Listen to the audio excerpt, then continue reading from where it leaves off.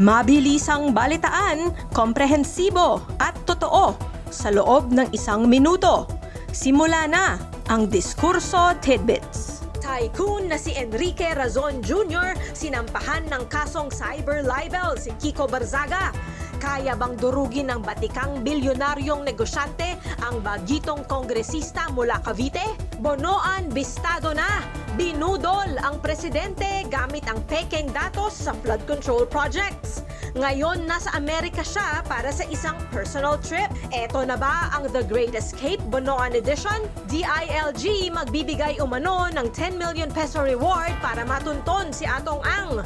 Tiyak na magpapatindi ito ng manhunt. Mga kakamping naghahanda na para sa eleksyon 2028.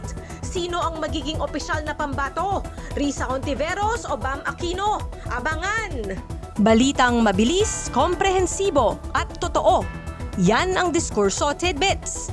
Basahin ang tungkol sa lahat ng yan at sa marami pang ibang nakatutuwa at makabuluhang balita sa diskurso.ph.